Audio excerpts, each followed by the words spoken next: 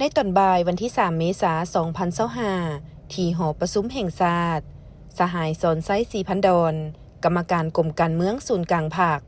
นายกรัฐมนตรีแห่งสาธารณรัฐประชาธิปไตยประชาชนลาวได้พบปะกับสหายโตเลิมเลขาธิการใหญ่คณะบริหารงานศูนย์กลางพรรคคอมมิวนิสต์เวียดนามในโอกาสเดินทางมาร่วมไว้อาลัยต่อการจากไปบ่มีวันหวนกลับคืนของสหายพลเอกคำไต่ศรีพันดรอดีตประธานคณะบริหารงานศูนย์กลางพรรคประชาชนปฏิวัติลาวอดีตประธานประเทศแห่งสาธารณรัฐประชาธิปไตยประชาชนลาวที่ได้ถึงแก่มรณกรรมในวันที่ 2 เมษายน 2025 ในโอกาสดังกล่าวสหายนายกรัฐมนตรีสอนไซศรีพันดร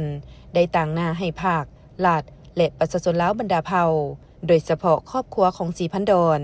แสดงความรู้บุญคุณและแสดงความขอบใจอย่างจริงใจมายังสหายโตเลิม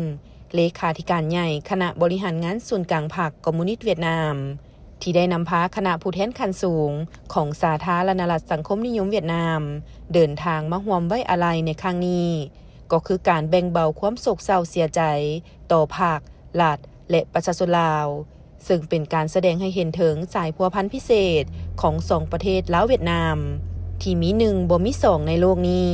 ก็คือความหักแพงฐานสหายไอ้น้องในครอบครัวเดียวกันคณะผู้แทนขั้นสูงของเวียดนามเป็นคณะผู้แทนต่างประเทศคณะทำอีฐที่มาร่วมพิธีไว้อาลัยในครั้งนี้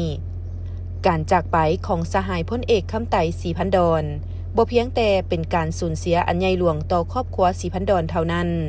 แต่ยังเป็นการสูญเสียอันใหญ่หลวงที่สุดของภาครัฐและประชาชนลาวบรรดาเผ่าเช่นเดียวกันในโอกาสนี้สหายนายกรัฐมนตรีสอนไซศรีพันดรได้ยืนยันว่าจะสืบต่อร่วมกับบรรดาสหายการนำภาครัฐและประชาชนลาวบรรดาเผ่าพร้อมกันกับภาครัฐและประชาชนเวียดนามไอ้น้องในการสืบต่อปกปักรักษาทนุถนอมและเสริมขยายสายพัวพันธุ์พิเศษของสองประเทศให้นับมือพัฒนาก้าวเข้าสู่หลวงเลิกเขียวสดงดงามและมั่นคงขนงแก่นสัวกาลนานในขณะเดียวกันสหายเลขาธิการใหญ่โตเลิมได้ต่างหน้าให้ภาครัฐและประชาชนเวียดนามไอ้น้องแสดงความเศร้าสลดใจและอาลัยอาวรณ์อย่างสุดซึ้ง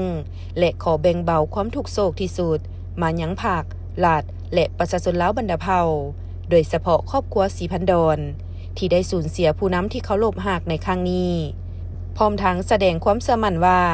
ภาครัฐและประชาชนลาวไอ้น้องก็คือครอบครัวศรีพันดรจะผ่านพาความทุกข์โศกเศร้าเสียดายอันใหญ่หลวงนี้โดยไว